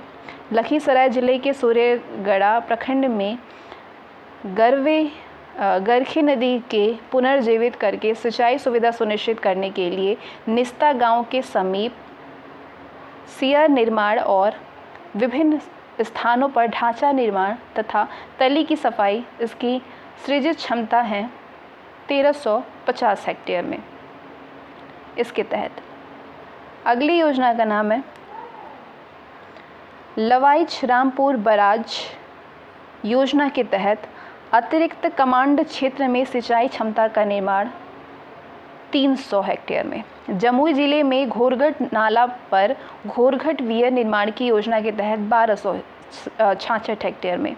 लखीसराय जिले के हलसी और रामगढ़ प्रखंडों में बहुआर नदी पर गौरा वियर निर्माण तथा भगरा नदी पर भंवरिया चेक डैम, महशोरा वियर और सिस्मा वियर का जीर्णोद्धार कितने हेक्टेयर में? 1300 में। मधुबनी जिले के झंझारपुर प्रखंड में अररिया गांव के समीप सुगरवे डाइवर्जन हेड वर्कर्स, इसके तहत कितनी क्षमता है? 538 हेक्टेयर में। तो कितनी टोटल क्षमता है इस योजनाओं के तहत? कितनी सृजित सिंचाई क्षमता कितने हेक्टेयर में है? 21,481 हेक्टेयर में। 21,481 हेक्टेयर में। 2019-20 में लघु सिंचाई योजनाओं से कुल 1.55 लाख हेक्टेयर में ज़मीन को सिंचाई उपलब्ध कराई गई थी। इसमें से लगभग 57% सिंचाई नलकूप सिंचाई के जरिए उपलब्ध हुई थी, जिसमें कि राजकीय और निजी दोनों तरह के नलकूप शामिल थे। इसके बाद आहर पईन सहित तालाबों से 0.66 लाख हेक्टेयर को सिंचाई सुविधा मिली, जो कि लघु सिंचाई स्रोतों से जुड़ी हुई कुल सिंचाई का 42.8% है। जल संरक्षण और सिंचाई के लिए जल जीवन हरियाली अभियान का आरंभ बिहार के माननीय मुख्यमंत्री के द्वारा 26 अक्टूबर 2019 को किया गया था। इस योजना के तहत सारे सार्वजनिक आहर पईन और तालाबों का जीर्णोद्धार और बरसात में पानी इकट्ठा करके सिंचाई के मकसद से बाद में उसका उपयोग करने के लिए छोटी नदियों, नालों आदि का चेक डैम या फिर वियर का निर्माण किया जाना है। लघु जल संसाधन विभाग ने जल जीवन हरियाली अभियान के तहत आइन पाइन तालाब, चेक डैम और सिंचाई की 1659 योजनाओं को हाथ में लिया है। 2020 में जुलाई तक उनमें से 1093 पूरी हो गई है और शेष 556 में कार्य प्रगति पर हो रहा था। पूरी सिंचाई योजना से कुल 88,930 हेक्टेयर कृषि कमांड क्षेत्र में सिंचाई और 590 लाख घन मीटर जल भंडारण क्षमता सृजित की गई है। अभियान की योजनाओं का क्रियान्वयन ग्रामीण अधिसंरचना विकास कोष यानी RIDF और प्रधानमंत्री कृषि सिंचाई योजना यानी PMKSY के बजट शीर्ष के तहत किया गया है।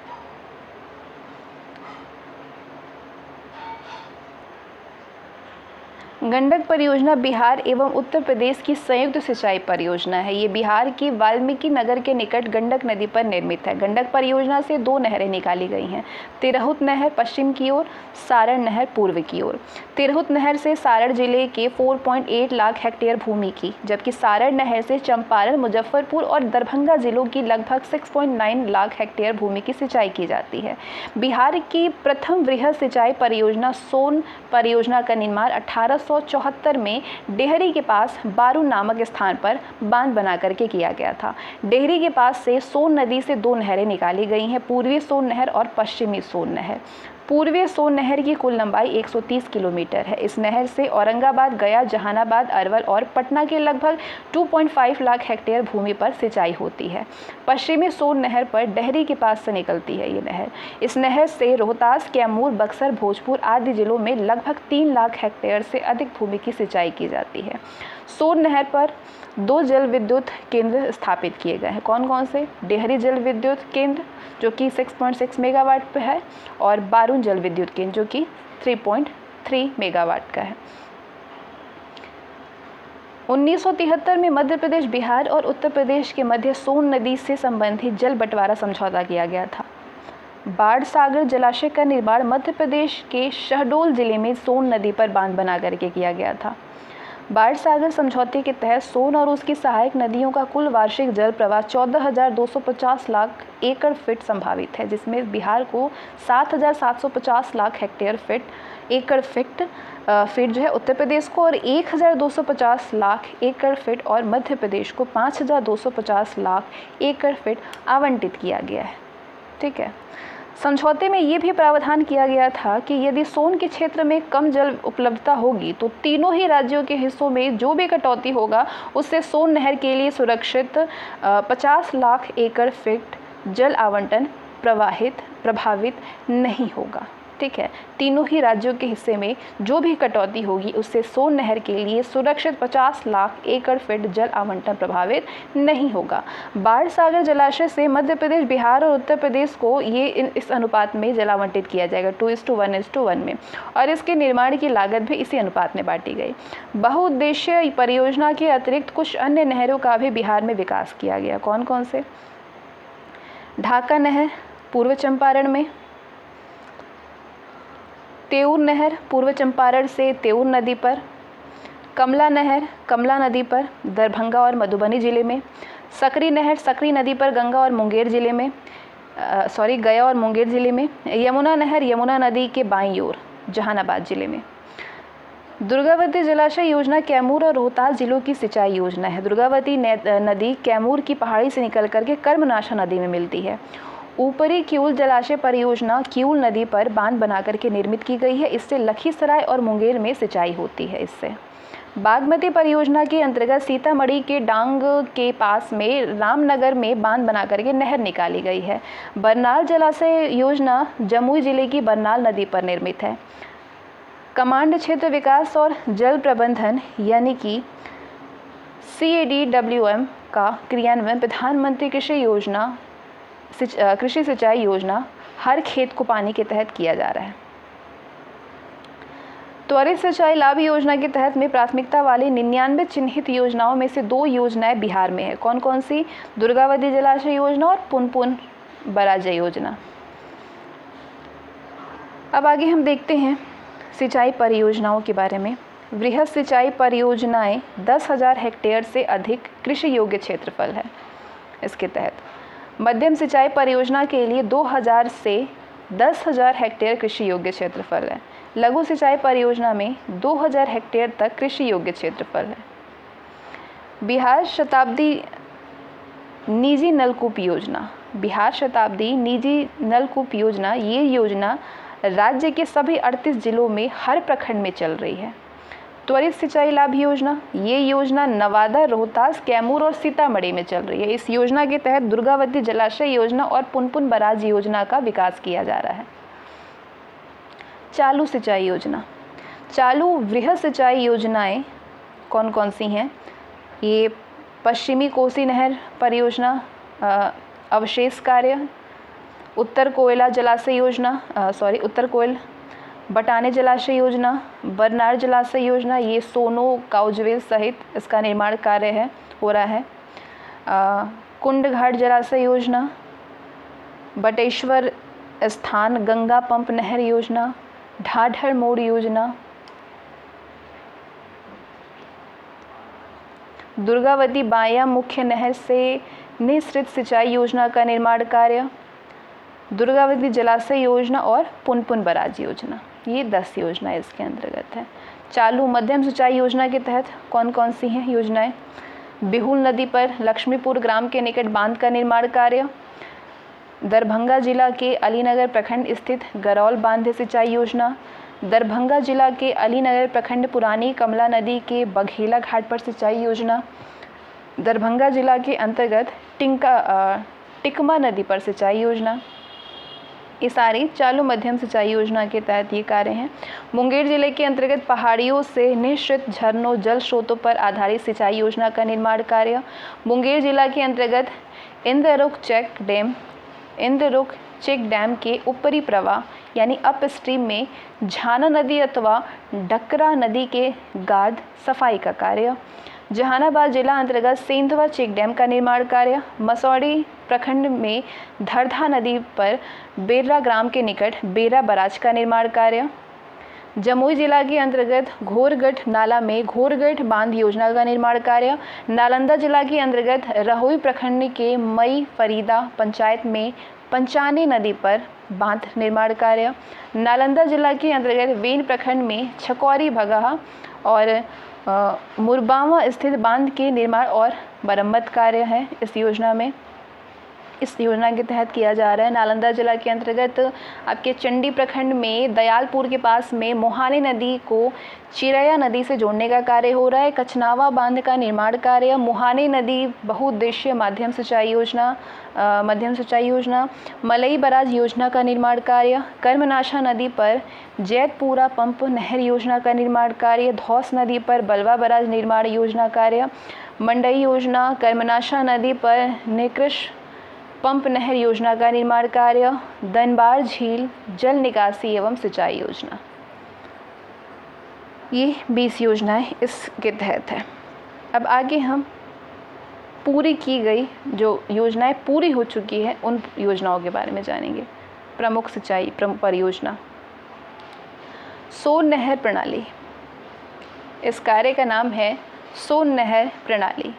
लाभार्थी जिला मतलब इससे जिस जिस जिले को लाभ हुआ है वो है भोजपुर, रोहतास, पटना, जहानाबाद, गया और औरंगाबाद। सोन उच्च स्तरीय नहर से लाभ क्षेत्र हैं रोहतास, औरंगाबाद, गया और कैमूर। बदुआ जलाशय योजना से लाभान्वित होने वाले जिले हैं भागलपुर, मुंगेर। चंदन जलाशय योजना से लाभ किसको मिला? भागलपुर को मिलता है। निचली मोरहर सिंचाई योजना से गया को। निचली किउल जलाशय योजना से लाभान्वित जिला है मुंगेर। कोसी प्रोजेक्ट सम्मिलित राजपुर नहर से लाभान्वित जिला है पूर्णिया, कटिहार, सहरसा, मधेपुरा, किशनगंज, सुपौल और अररिया। कोहिरा बांध से लाभार्थ जो जिला है वो है कैमूर। मूसाखंड सिंचाई योजना से लाभ किसको? कैमूर को। गंडक परियोजना सम्मिलित त्रिवेणी ढाका नहरें से लाभान्वित कौन कौन से जिले हैं? पूर्वी और पश्चिमी चंपारण, सारण, सिवान, गोपालगंज, वैशाली, मुजफ्फरपुर और समस्तीपुर।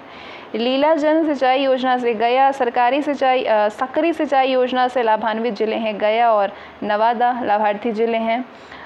उदर स्थान सिंचाई योजना से लाभार्थी जिले हैं जहानाबाद, गया, नालंदा। ऊपरी मोरहर सिंचाई योजना से गया और नवादा। कमला बलान और त्रिशूला सिंचाई योजना से किसके लाभ होता है? मधुबनी को। पूर्ण मध्यम सिंचाई योजनाएं कौन कौन से हैं और किस क्षेत्र को इस योजना से लाभ है? अद्री सिंचाई योजना से औरंगाबाद को। बिरहा सिंचाई योजना से गया को। चोरथंडा सिंचाई योजना से गया को। धुआं सिंचाई योजना से औरंगाबाद। हलुइया सिंचाई योजना से औरंगाबाद। केशर सिंचाई योजना से औरंगाबाद। कंचन सिंचाई योजना से औरंगाबाद। ज़्यादातर इस मध्यम वाले में औरंगाबाद लाभार्थी जिला है। निचली कराबा सिंचाई योजना औरंगाबाद। मनसे सिंचाई योजना से औरंगाबाद। नीरा सिंचाई योजना से औरंगाबाद। गया को किस किस योजना से लाभ है? ऊपरी करीबार सिंचाई योजना से कौन से क्षेत्र को लाभ है? गया को। टेकरी सिंचाई योजना गया में। अजन जलाशय योजना जमुई। अमृति सिंचाई योजना जमुई। बदुआ बेलहरमा लिंक नहर से लाभार्थी जिला है बांका। बागरा सिंचाई योजना से संबंधित है मुंगेर। बाजन सिंचाई योजना जमुई। बसकुंड जलाशय योजना से संबंधित लाभार्थी जिला है लखीसराय। आगे बढ़ते हैं। बेलहरना जलाशय योजना से लाभान्वित जो लाभार्थी जिला है वो है बांका। तारकुल जलाशय योजना से नवादा। ओरहनी जलाशय योजना से भागलपुर। बेलिया बांध योजना से जमुई। बिलासी जलाशय योजना से बांका। चिचरुओन पंप योजना से किस क्षेत्र को लाभ है? मुंगेर को। डाकरा जलाशय योजना से भागलपुर को। फिरंगी बीघा योजना से शेखपुरा को। जलकुंड जलाशय योजना से मुंगेर को। कैलाश घाटी सिंचाई योजना से जमुई को। कमरगंज पंप नहर से भागलपुर को। करिहारी छिछली योजना से जमुई को। कोरिहारी सिंचाई योजना से जमुई, नवादा और शेखपुरा को। खलखलिया बांध योजना से ये गेबुआ बांध से किस क्षेत्र को लाभ है? भागलपुर को। खड़गपुर झील सिंचाई योजना से मुंगेर को। खंड बिहरी सिंचाई योजना से मुंगेर को। कुंड घाट योजना से जमुई को। महेन बांध योजना से मुंगेर को। महमूदा सिंचाई योजना से भागलपुर को। मोरवे जलाशय योजना से लखीसराय को। नागी जलाशय योजना से जमुई को। नकटी जलाशय योजना से मुंगेर को। श्रीखंडी सिंचाई योजना से जमुई को। सनहौली बांध योजना से लाभार्थी जो जिला है वो है आपके भागलपुर। सूरजगढ़ पंप नहर से लखीसराय को। तांती सिंचाई योजना से शेखपुरा को। बरारी सिंचाई योजना से रोहतास को। कामहारी सिंचाई योजना से लाभार्थी जिला है आरा। काऊ सिंचाई योजना से है रोहतास। सौरा योजना से कैमूर। बागलती सिंचाई योजना से गया को। बथुआ नंदिनी सिंचाई योजना से जहानाबाद को। सिनानी सिंचाई योजना से नालंदा को। ऊपरी जमुना सिंचाई योजना से जहानाबाद को। छरियारी सिंचाई योजना से लाभार्थी जो जिला है वो है जहानाबाद। फिरंगी बीघा सिंचाई से गया। घोरा कटोरा सिंचाई योजना से लाभार्थी जिला है राजगीर। गोईठा सिंचाई योजना से नालंदा को लाभ होता है। गोखले सिंचाई योजना से गया को, गुलसकारी सिंचाई योजना से गया को, जाप जलाशय योजना से पटना को, कनक बीघा सिंचाई योजना से जहानाबाद को, करुआ सिंचाई योजना से पटना को, कधार से गया को, कोल महादेव जलाशय से नवादा को, कुल्थी सिंचाई योजना से नालंदा को, लोकेन से नालंदा को, महाबोधि सिंचाई योजना से गया को, महमूद सिंचाई योजना से जहानाबाद को, महुगेन से गया को, मदार सिंचाई योजना से नालंदा को, निश्चलगंज सिंचाई योजना से किसको लाभ है, किस जिले को, नालंदा को, नीतेन से गया को, पैमार बांध योजना से नालंदा और जहानाबाद को, पाइन सिंचाई योजना से शेखपुरा को, पंचेन सिंचाई योजना से नालंदा को, फुलवरिया जलाशय योजना से नवादा को, पुराना सिंचाई योजना से नवादा को, 1-2 सिंचाई योजना पूछते हैं और इतने सारे सिंचाई योजना को याद रखना पड़ता है। सांसी सिंचाई योजना से नालंदा को, श्रीनावा सिंचाई योजना से नालंदा को। अब आगे बढ़ते हैं बिहार की प्रमुख नदी घाटी परियोजनाएं। कोसी जल विद्युत परियोजना, ये कोसी नदी से ये परियोजना संबंधित है और इससे किस राज्य और देश को लाभ है, बिहार और नेपाल को। ठीक है, बिहार और नेपाल का काम होता है, इस परियोजना के तहत जुड़ी है। सेन परियोजना सोन नदी से होती है और इससे किसको लाभ है, बिहार को। गंडक परियोजना गंडक नदी से संबंधित है, बिहार, उत्तर प्रदेश और नेपाल, ये तीनों से मिली ये परियोजना है। ठीक है। बाढ़ सागर परियोजना सोन नदी से, बिहार, उत्तर प्रदेश और मध्य प्रदेश, अभी आपने ऊपर पढ़ा। कोसी जल विद्युत परियोजना, भारत और नेपाल के मध्य इस परियोजना के लिए 1954 में आपसी सहमति हुई थी और इसके अंतर्गत नेपाल में भीमनगर में कोसी बैराज का निर्माण किया गया। तो इस बैराज का निर्माण 1959 में शुरू हुआ था और 1963 में पूर्ण हो गया। पूर्वीय कोसी नहर मुख्य सिंचाई परियोजना और पश्चिमी कोसी नहर मुख्य सिंचाई परियोजना का निर्माण किया गया था। इनका निर्माण कार्य 1961 में शुरू हुआ था। पूर्वीय कोसी नहर से लाभान्वित जिले हैं अररिया, सहरसा, खगड़िया, सुपौल, पूर्णिया, मधेपुरा और कटिहार। पश्चिमी कोसी नहर से लाभान्वित जिले हैं दरभंगा, सुपौल, समस्तीपुर और मधुबनी।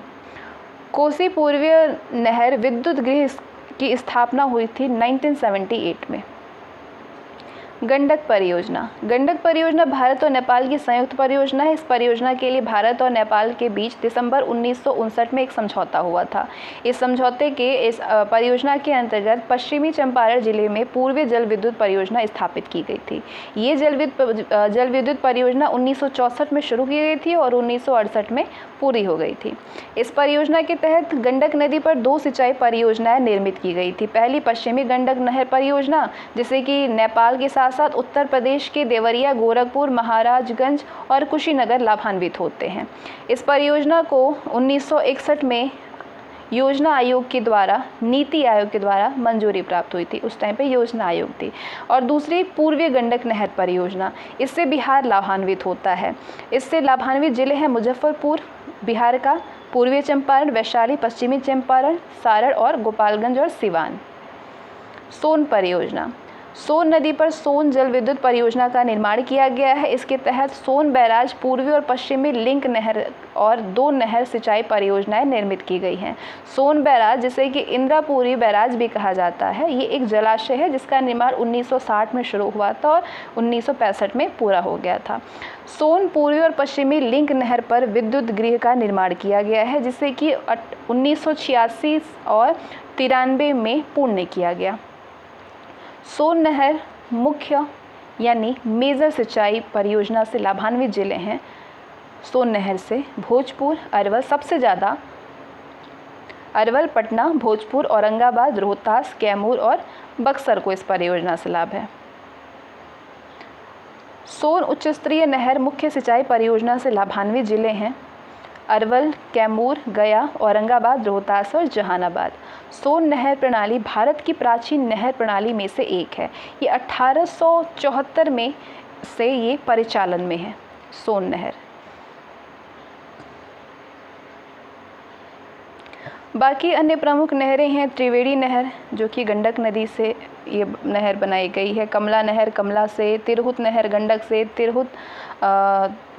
तिरहुत नहर गंडक से और तिऊर नहर, कन्फ्यूज़न नहीं होना चाहिए, दोनों ही गंडक से है लेकिन नाम अलग अलग है, तिरहुत और त्यूर नहर। नदियों का अंतर संबंध। बिहार राज्य पानी के मामले में विरोधाभासी समस्या से पीड़ित है। उत्तर बिहार बाढ़ का सामना करता है तो दक्षिण बिहार सूखा प्रवण है। दक्षिण बिहार में सूखे के समाधान और उत्तर बिहार में बाढ़ का खतरा कम करने के लिए राज्य की नदियों को आपस में जोड़ने की योजना है। तो कौन कौन सी जल विद्युत परियोजना है? डेहरी परियोजना रोहतास जिले में, वरुण औरंगाबाद में, वाल्मीकि नगर पश्चिमी चंपारण में, कटैया है सुपौल में, अगनूर है अरवल में, नसीरगंज रोहतास में, त्रिवेणी परियोजना पश्चिम चंपारण में, श्रीखंडी रोहतास में, सेबारी रोहतास में, बेलसार अरवल में, अरवल में, जौनागरा रोहतास में। अब बिहार में बाढ़ आती है। बिहार जो है भारत का सर्वाधिक बाढ़ प्रवण राज्य है। यहाँ पे बाढ़ लगभग नियमित घटना है, हालांकि उसकी तीव्रता में अंतर होती रहती है। राज्य में कुल बाढ़ प्रभावित क्षेत्र है 68,800 किलोमीटर स्क्वायर, जो कि राज्य के कुल भौगोलिक क्षेत्रफल में 94,163 किलोमीटर स्क्वायर का है, लगभग 73.06%। उत्तर बिहार का मैदानी भाग बाढ़ के लिहाज से खास तौर पर असुरक्षित है और यहाँ की 76% आबादी बाढ़ प्रवण है। भारत के 400 लाख हेक्टेयर बाढ़ प्रवण क्षेत्र में बिहार के बाढ़ प्रवण क्षेत्र का हिस्सा लगभग 17.2% है। इसी प्रकार देश की कुल बाढ़ प्रभावित आबादी का 22.1% हिस्सा बिहार में निवास करता है। बिहार में बड़े पैमाने की बाढ़ों का मुख्य कारण ये है कि उत्तर बिहार की लगभग सारी नदियां उत्तर में स्थित नेपाल की तीखी ढाल से दक्षिण दिशा में बह करके आती है और अपने साथ भारी मात्रा में गाद लाती है, जिससे कि नदियों के बेसिन उथले होते जाते हैं। ठीक है। इसके अलावा छत्तीसगढ़, मध्य प्रदेश और झारखंड से बह करके आने वाली नदियां दक्षिण से उत्तर की ओर बहती है। ये सारी नदियां अंततः विभिन्न स्थानों में गंगा में जा करके मिलती है। वर्षा ऋतु में ऐसी सारी नदियां बिहार में बाढ़ संबंधी असुरक्षित स्थिति का स्रोत बनती है। बाढ़ों से बचने के लिए बिहार में 3,746 किलोमीटर और नेपाल में 68 किलोमीटर लंबाई में तटबंध बनाए गए हैं। इसके अलावा चंदन नदी बेसिन में 101 किलोमीटर लंबाई में तटबंधों का निर्माण हो रहा है और महानंदा बेसिन में 1,196 किलोमीटर लंबे तटबंध बनाने की योजना है। चूँकि ये तटबंध बाढ़ से बचाव के स्थायी समाधान नहीं है, इसलिए बाढ़ की परिघटना बिहार की आबादी को परेशान करती रहती है। बाढ़ प्रवण जिले कौन कौन सी है? बिहार के 38 में से 28 जिले जो हैं वो बाढ़ प्रवण बाढ़ आती है। इन 28 जिलों में से 15 को अत्यंत बाढ़ प्रवण माना जाता है। तो कौन कौन से हैं बिहार के बाढ़ प्रवण जिले? अत्यंत बाढ़ प्रवण जिले जो 15 हैं वो उत्तर बिहार के चंपारण, पूर्वी चंपारण है, मुजफ्फरपुर सबसे ज़्यादा, मतलब बहुत बाढ़ पीड़ित ये सब जगह है। वैशाली, सीतामढ़ी, शिवहर, दरभंगा, मधुबनी, समस्तीपुर, सहरसा, सुपौल, मधेपुरा, ये सारे उत्तर बिहार का क्षेत्र, खगड़िया, बेगूसराय, भागलपुर, कटिहार, ये 15 जिले अत्यंत बाढ़ पीड़ित हैं। अन्य बाढ़ प्रवण जिले हैं उत्तर बिहार में पश्चिम चंपारण, सारण, सिवान, गोपालगंज, पूर्णिया, अररिया, किशनगंज, 7 जिले ये उत्तर बिहार के हैं जो कि बाढ़ प्रवण जिले हैं। दक्षिण बिहार के बाढ़ प्रवण जिले हैं पटना, नालंदा, भोजपुर, बक्सर, लखीसराय, शेखपुरा, ये 6 जिले दक्षिण बिहार के हैं। बिहार की जलवायु और पर्यावरण के बारे में जानते हैं हम लोग। अक्षांशीय विस्तार के आधार पर बिहार जो है ये उपोष्ण जलवायु में स्थित प्रदेश है। ठीक है। कौन सी जलवायु में? उपोष्ण जलवायु में। बिहार के पूर्वीय भाग में आर्द्र जलवायु और पश्चिमी भाग में अर्ध शुष्क जलवायु है। बिहार राज्य की जलवायु कैसी है? मानसूनी प्रकार की है। यहाँ पे वर्ष में 3 प्रमुख मौसम है। कौन कौन से? ग्रीष्म ऋतु जो कि मार्च से जून के बीच में होता है, वर्षा ऋतु ये मध्य जून से मध्य अक्टूबर तक होता है और शीत ऋतु अक्टूबर से लेकर के मध्य अक्टूबर से फरवरी तक होती है। राज्य में सर्वाधिक वर्षा दक्षिण पश्चिम मानसून से होती है। जलवायु वर्गीकरण कोपेन के जलवायु वर्गीकरण के अनुसार बिहार की जलवायु को CWG यानी मध्य तापीय अथवा गंगा तुल्य से प्रदर्शित किया गया है। CWG में जैसे कि 2 वर्गों में विभाजित किया जा सकता है, CWA और CSA में। CWA के तहत किशनगंज, पश्चिम चंपारण, जोगबनी, अररिया आदि उत्तरी बिहार का क्षेत्र आता है। वही CSA के तहत आपके पटना, गया, मुंगेर, जहानाबाद आदि दक्षिण बिहार का क्षेत्र आता है। पर्यावरण और जलवायु परिवर्तन बिहार का भौगोलिक क्षेत्रफल 94,163 वर्ग किलोमीटर में है और ये उपोष्ण क्षेत्र में अवस्थित होता है। यहाँ पे नम उपोष्ण जलवायु है बिहार में। जलवायु परिवर्तन के मामले में बिहार जो है 2018-19 जलवायु परिवर्तन को मुख्य धारा में लाना वर्ष रहा है। सबसे पहले तो पर्यावरण और वन विभाग का नाम बदल करके पर्यावरण, वन एवं जलवायु परिवर्तन विभाग कर दिया गया है। आपदा प्रबंधन, पूरा बिहार जो है वो प्राकृतिक और मानव निर्मित दोनों प्रकार की आपदाओं के लिहाज से असुरक्षित है। बिहार के 38 में से 28 जिले बाढ़ प्रवण है और 33 जिले सिस्मिक जोन 3rd, 4th और 5th में आते हैं। तूफानी, भूकंपी। दक्षिण बिहार के 8 जिले गया, नवादा, जमुई, जहानाबाद, अरवल, औरंगाबाद और कैमूर और बांका, ये जो 8 जिले हैं वो अत्यंत सूखा प्रवण है। सबसे ज़्यादा सूखा पड़ता है यहाँ पे, बंजर। इनके अलावा राज्य के विभिन्न जिलों में अक्सर चक्रवाती आंधी अथवा तेज आंधी अथवा शीतलहर और मानव जनित आपदाएं होती रहती हैं। साथ ही अग्नि संबंधी दुर्घटनाएं भी आम बात होती है, जिसमें कि आमतौर पर झोपड़ियों में रहने वाले गरीबी रेखा के नीचे की आबादी खास तौर पर प्रभावित होती है और इसलिए आपदाओं का कुशल प्रबंध राज्य सरकार के लिए चिंता का मुख्य विषय है। वन विभाग का लगभग 74% व्यय जलवायु परिवर्तन और इस व्यय का 24% हिस्सा जलवायु संबंधी जोखिमों के लिहाज से अति संवेदनशील चीज़ों पर होता रहता है। देश में प्रदूषण के बढ़ते स्तर के प्रति अनुक्रिया दर्शाते हुए पर्यावरण, वन एवं जलवायु परिवर्तन मंत्रालय के द्वारा राष्ट्रीय स्वच्छ वायु कार्यक्रम यानी NCAP की शुरुआत की गई है, जिसके तहत प्रभावित नहरों को अपने शहर के लिहाज से स्वच्छ वायु कार्य योजना बनाने का निर्देश दिया गया है। राष्ट्रीय स्वच्छ वायु कार्यक्रम के मद्देनज़र बिहार राज्य प्रदूषण नियंत्रण परिषद यानी BSPCB के द्वारा पटना, गया और मुजफ्फरपुर के लिए स्वच्छ वायु कार्य योजनाएं तैयार की जा रही है। बिहार की कृषि जलवायु विवरणी। बिहार के पूर्वी भाग में अवस्थित राज्य हैं जो कि हिमालय की निचली पहाड़ियों, गंगा के मैदान, विंध्य के पठार और लघु गोंडवाना बेसिन से घिरा हुआ है। राज्य पूर्व पश्चिम में 483 किलोमीटर और उत्तर दक्षिण में 345 किलोमीटर में फैला हुआ है। राज्य का क्षेत्रफल 53.60 लाख हेक्टेयर है, जो कि देशीय कुल क्षेत्रफल का 2.9% है। समुद्र तट रहित बिहार के पूर्व में पश्चिम बंगाल, पश्चिम में उत्तर प्रदेश, दक्षिण में झारखंड और उत्तर में नेपाल देश अवस्थित है। राज्य की मुख्य नदी गंगा पश्चिम से पूर्व की ओर बहती हुई राज्य को उत्तरी और दक्षिणी 2 हिस्सों में विभाजित करती है।